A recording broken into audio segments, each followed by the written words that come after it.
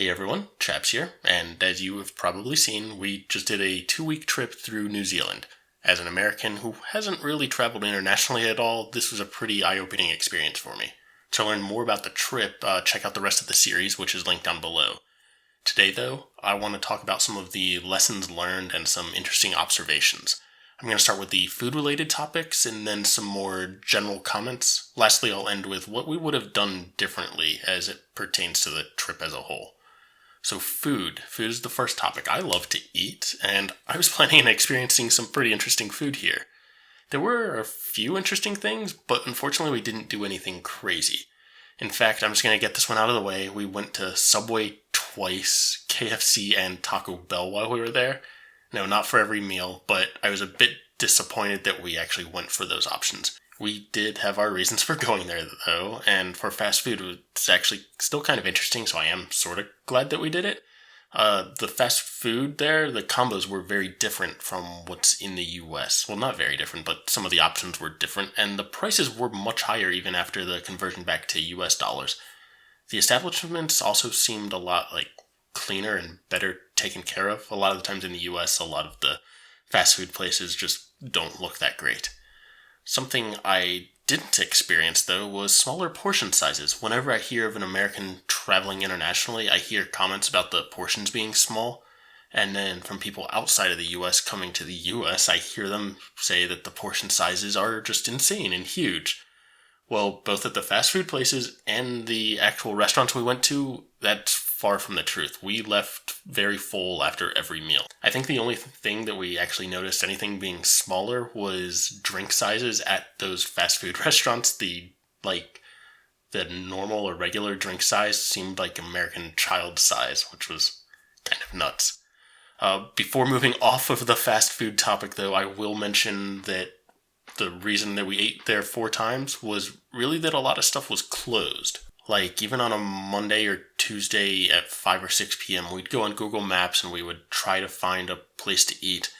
There were a lot of Chinese and Thai restaurants that were open, but we weren't really in the mood for that. And a lot of the American-style places seemed to be closed for whatever reason. Some were closed due to COVID, it seemed like, but other ones were closed on Monday but opening back up on Tuesday, or they were closed on Tuesday opening back up on Wednesday. It was just very strange.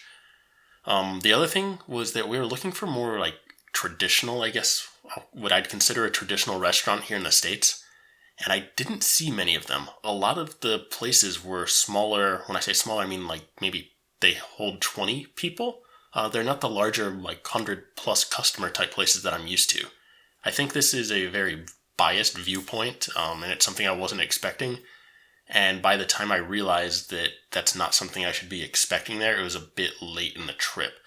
We really should have spent more time going to some of the smaller places along the drive. Kind of disappointed that I missed out on that.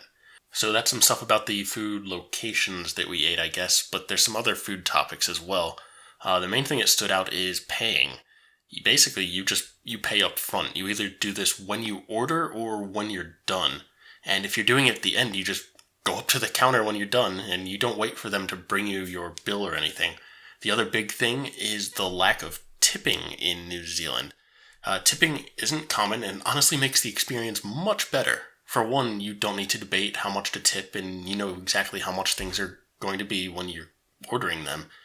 In addition, you can have multiple waitstaff taking care of you. You don't need the same server every time. It's just sort of like the next available person. And I think it actually makes things go a little bit faster. I gotta say, I really like this compared to the American standard. The other part of the food experience that stood out to us was getting water with your meals. A lot of places that we went had sort of a stack of glasses up near the counter and some large glass jugs of water, and you just grabbed a glass and poured yourself some water. Or you could bring the jug back to your table. Some places may bring the water jug out to you and let you pour it yourself, but a lot of them just kept it at the bar. It's very different than in the US. You ask for water and they'll bring you out a glass of water, and if you want a refill, they'll bring you a refill rather than you doing it yourself. Speaking of water, I was very impressed by the tap water in New Zealand. We bought a 4-pack of 1.5 liter water bottles on the North Island, and we kept refilling them from the hotel faucet. Then we did the same thing. We bought a new 4-pack in the South Island and just kept refilling that.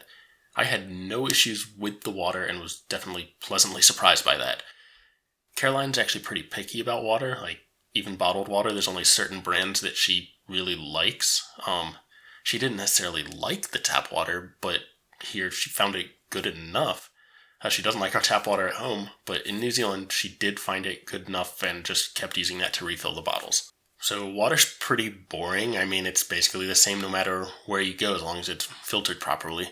One thing that wasn't the same though, at least not most places, was the beef. On the North Island I had beef a few times and I noticed that it tasted a bit odd primarily on the North Island. And I think it may have been that whole grass-fed versus grain-fed beef thing.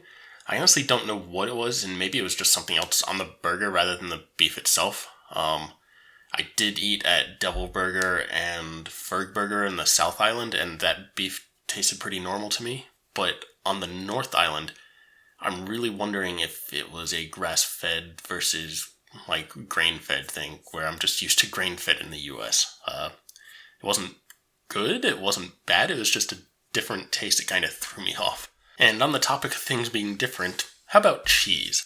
So at the supermarket, we went to get some cold cuts to make some sandwiches, and we were kind of thrown off by the cheese flavors. We were expecting that after talking to someone at Subway. But, we're taking a look at these cheese flavors, and here, I'll read a couple of these off here. Smoked. Smoked what? The cheese flavor is smoked. Is it smoked cheddar? Smoked Gouda? What is? I think it was actually a cheddar. Tasty. Yeah, I hope so. I hope your cheese is tasty, but tasty doesn't tell me what flavor the cheese is. It was just very odd. So that was at New World, or Countdown. I guess New World and Countdown seem to be the major supermarkets in the country. These are much smaller than what we're used to seeing in the States, so the selection was much scarcer. Just the whole supermarket thing in general seemed a lot smaller. Oh, and we got these cookies at the supermarket. Never buy these cookies. These things suck. I mean, the flavor isn't great, but the worst part is how hard they are. It's like biting into a rock with a hint of stale cookie flavor. I did not like those at all. Okay, so that covered a majority of the food items, but what about some of the other general notes? I guess we're going to start with hotels. There's a few things that I noticed that are pretty rare in the US, but seem to be a little bit more common overseas. The first one is your room key in the elevator, letting you get to your floor. This seems pretty common in New Zealand, but I remember the first time I saw this was in Canada, and it really threw me off, needing to hold your hotel key up to a little sensor in the elevator in order to trigger it and let you get up to your floor. I had never seen that before. The other one that I had never seen until New Zealand was your room key acting as sort of an energy saver type thing. You walk into your room and there's a little slot and you just put your card in it, and that kind of turns on the electricity for the hotel room. It means that you're not going to have your AC, your fridge is going to stay running and stuff, but your lights are all going to turn off and your AC is going to turn off and everything when you take the card out. Just kind of like an energy saving thing, so you're not using it when you're not in the room. This one's not really hotel related, but kinda is, and that's the power adapters. We bought 2 of these adapters for the trip in order to allow the use of our normal chargers. They work great, and I'd highly recommend these models. And no, this is not an affiliate link or sponsor or anything. These are just the ones I found on Amazon. I'll also note that having the one converter plus this Anchor power adapter that we had with 2 cables met all of our needs. We brought 2 converters, but we didn't even use the second one. I mentioned previously that many of the restaurants seem to be closed in the towns that we were in. Well, in some of these towns, especially Auckland in particular, many of the shops also seem to be closed. I don't know if they were permanently closed due to COVID or what the deal is. I just wasn't expecting this, and it didn't really give a great impression. I will say we spent a very limited amount of time in these towns, so we didn't spread out much. Maybe if we spread out to other parts of the town, it would have been a little bit nicer. But where we were in Auckland and Whangarei and a couple other places, it didn't give the best vibe, I guess. One thing that I definitely noticed when going through the towns is that we were definitely in the minority, being Americans. And it's not just that we were foreigners, it's Americans. There didn't seem to be that many American tourists. There were a few, but there were a ton of tourists all around us. It was really cool hearing the different dialects and languages from all the countries around the world. I get that occasionally when I go on vacation in the US, but spending 2 weeks in a different country, just surrounded by that, it was a really cool experience. Also, the Maori talk or language, basically the native New Zealand language, we hear a lot more of that on the North Island than the South Island, and it was kind of interesting seeing that difference there. It's still on the South Island, just it didn't seem as common.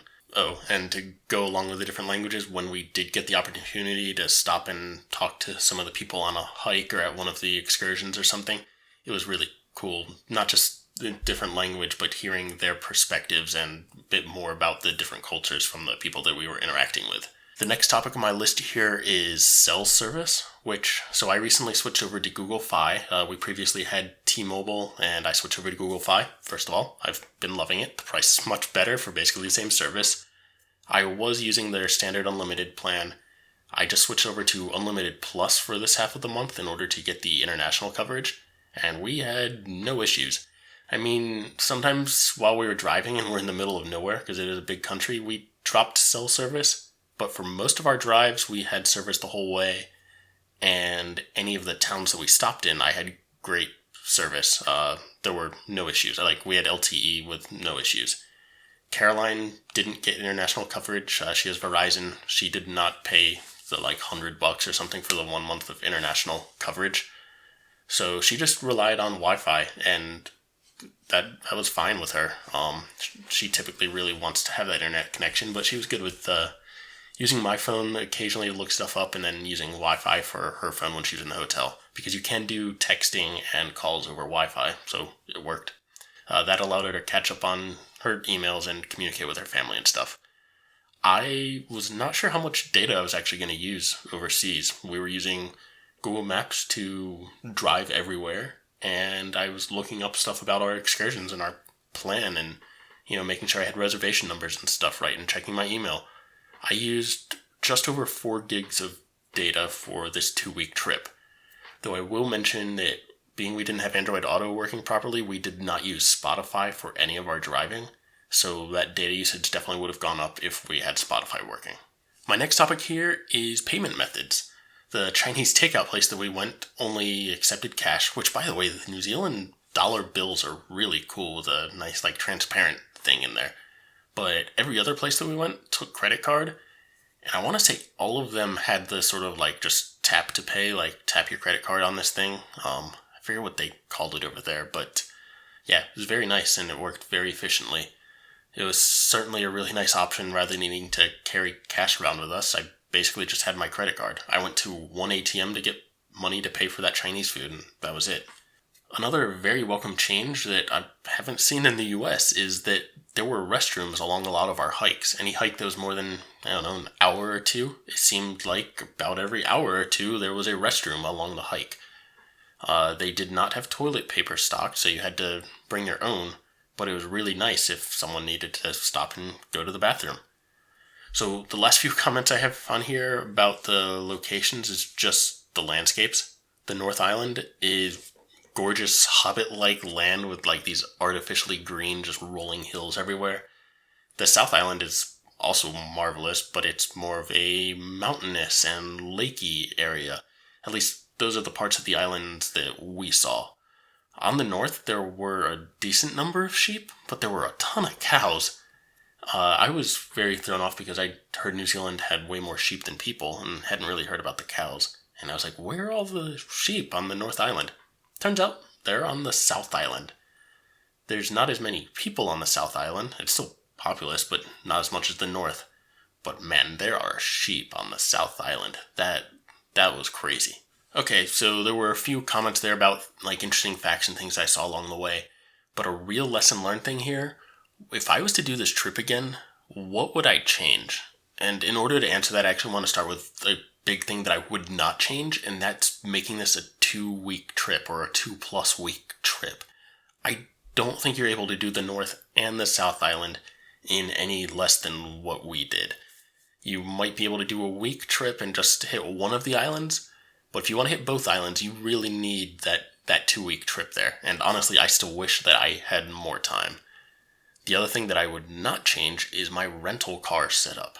I had originally looked at getting a camper van and either going from Auckland and driving all the way down to Queenstown, or starting in Queenstown and driving up to Auckland, which that would have been much cheaper. You can almost get free rentals from Queenstown up to Auckland because they want you to bring cars up north. But I'm very glad I didn't do that.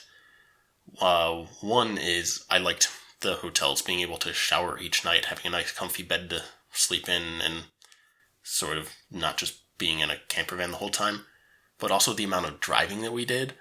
The camper vans were pissing me off while I was driving, so I would hate to be that person slowing other people down. But also, it would just be exhausting driving a camper van for that long, rather than being more nimble in a small SUV that we had. Okay, so I wouldn't change those things, but what else? What would I change?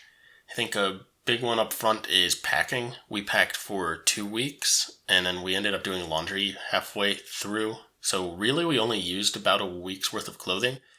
So I think that's a big thing I would change is I would just plan on packing for about a week, maybe a little bit more than a week, and just plan to do laundry about halfway through. A lot of the hotels there have built-in washer and dryer, so you can just do laundry in your hotel room.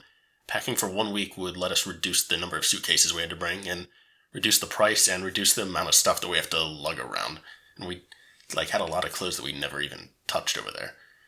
The next one is kind of a dumb mistake on our part, but flying from Taupo to Auckland was just dumb. That was my fault. That was really dumb.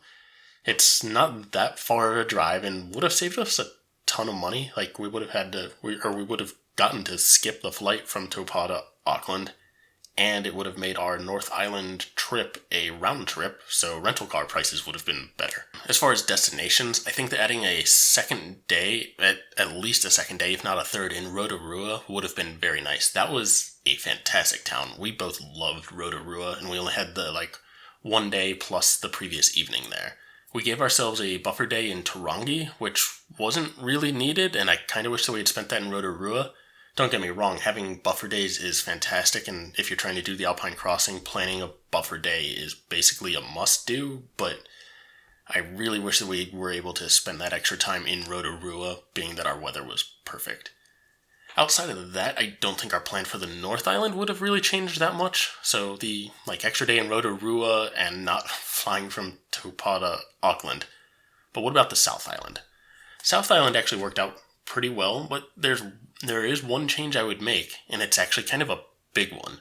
It's instead of driving to Mount Cook and then going up to Tekapo to go stargazing, I probably would have opted to just go up the west coast instead. The west coast would have allowed us to see some glaciers, and we could go up there, spend a day, see some glaciers and some of the coast, and then come back down to Queenstown. The hikes, driving up to Mount Cook area to go see those hikes, the hikes were okay, but they're nothing compared to the hikes that we got to see for the rest of the trip. And then going up to Tekapo, again, some cool views along the way, and Tekapo is a nice, quaint town, but there's not much to do there. But we could stargaze if we just drove a little bit outside of Queenstown. It's even further south, so it may have been better. I don't think it was really worth the day and a half to go up to Mount Cook and Tekapo and go back to Queenstown. I just would have opted for the west coast instead. Now, that's kind of the end of the original script, but I added a little bit more this morning, because there's a big thing for after the trip that I had not originally accounted for, and it's jet lag. Lots and lots of jet lag. Going to New Zealand, for some reason, we were fine. We had no jet lag there at all. On the way home, it hit us hard. The first night that we got back, we slept very well, and even every night after that, we've slept very well. But the next couple of days after we got back, we just felt extremely hungover, I think is the best way to describe it. It was pretty bad. And then I went back to work that next week, and I was having headaches and just tired all week. It took me about a week to get over that jet lag and the headaches. So I guess the lesson learned here is to plan for jet lag. We were luckily not to experience it on the way over to New Zealand, but I'm really wishing that I had planned on taking an extra day or two off of work after returning. But there you have it. There's some thoughts about food, some other interesting thoughts, and very importantly, what we would and would not change about the trip if we were to do it again. Hopefully you found that helpful. Some of you may be planning a New Zealand trip yourself. If you found this helpful, go ahead and hit that like button. Subscribe for more content. You can catch the next couple of videos that we have about New Zealand, and hopefully you enjoy those as well. If you have any questions, go ahead and drop them down in the comments or hit me up on Twitter. Thanks for watching, everyone, and I'll catch you in the next one. See ya.